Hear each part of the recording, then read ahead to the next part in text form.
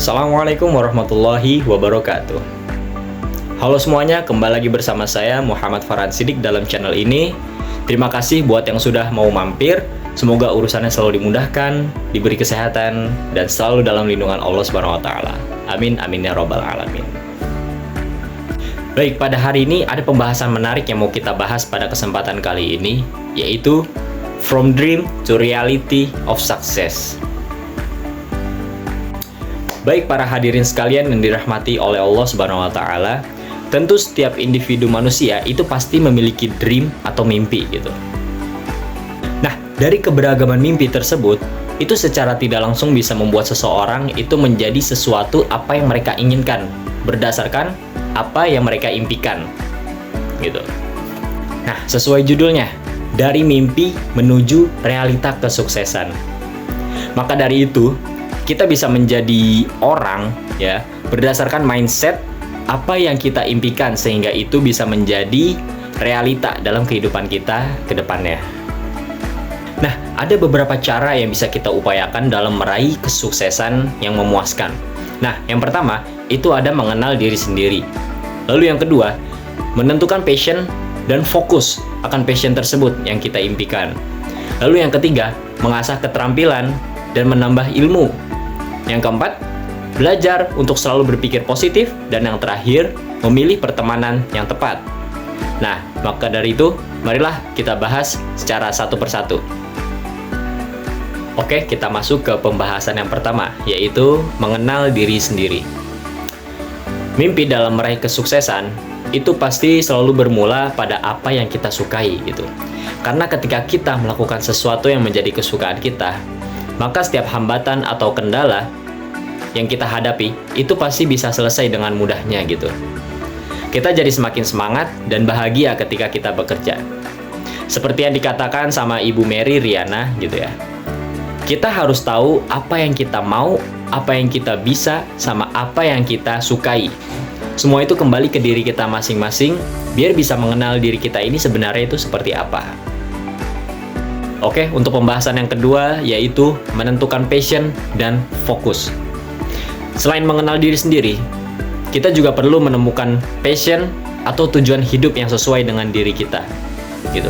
Setelah kita dapat apa passion kita, yang perlu kita lakukan adalah satu, fokus. Ya, fokus.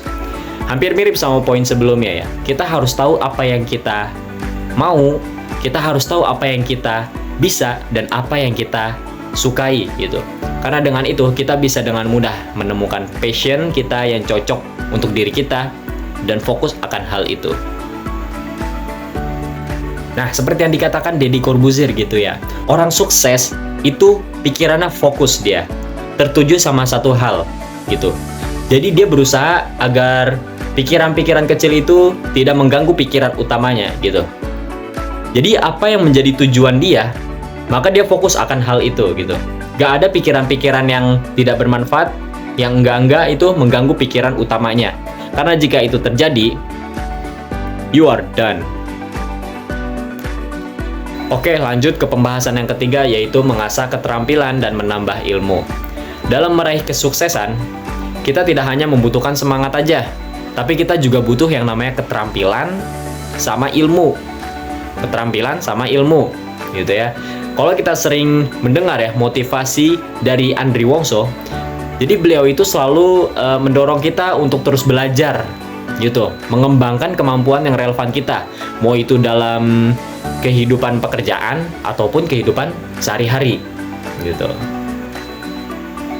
Oke, kita lanjut ke pembahasan yang keempat, yaitu belajar untuk selalu berpikir positif. Kalau misalkan kita mendengar motivasi dari Mario Teguh, beliau itu pernah mengatakan, secara logis, berpikir positif itu adalah tidak berpikir negatif. Kita berprasangka baik terhadap hal-hal yang terjadi pada kehidupan kita, maka akan mendatangkan kesempatan-kesempatan yang baik pula, dan begitupun sebaliknya. Nah, kurang lebih seperti itu yang dikatakan oleh Mario Teguh saat menyampaikan motivasi dalam public speaking-nya. Nah, jadi kita itu harus selalu berusaha berpikir positif gitu ya, agar tujuan kita dalam meraih impian itu tetap terjaga gitu. Dan yang pasti itu akan berpeluang mendatangkan hal-hal yang positif pula gitu. Sehingga kita tidak terdistract atau teralihkan gitu dari sesuatu yang kurang penting.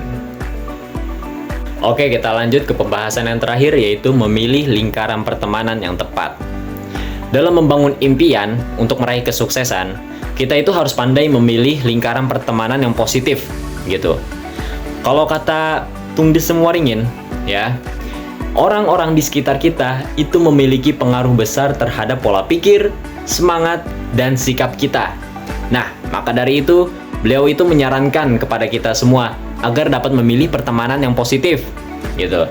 Kita bisa mulai dengan mengevaluasi lingkungan pertemanan kita ini, saat ini gitu ya. Secara bertahap, kita evaluasi, sehingga itu bisa memudahkan kita dalam mendekatkan diri kepada orang-orang yang sejalan dengan tujuan hidup kita yang bernilai positif. Nah, itu tadi 5 pembahasan yang dijabarkan oleh saya pribadi, Muhammad Farhan Siddiq gitu ya. Pada intinya, kita tuh harus selalu ingat bahwa hidup sukses itu bukanlah batas akhir dari perjalanan ini gitu. Justru ini merupakan awal dari tujuan kehidupan kita sebenarnya seperti apa. Maka teruslah bermimpi, berusaha, dan jangan menyerah gitu ya. Setiap usaha yang kita lakukan hari ini adalah langkah menuju sukses di masa depan yang akan datang gitu.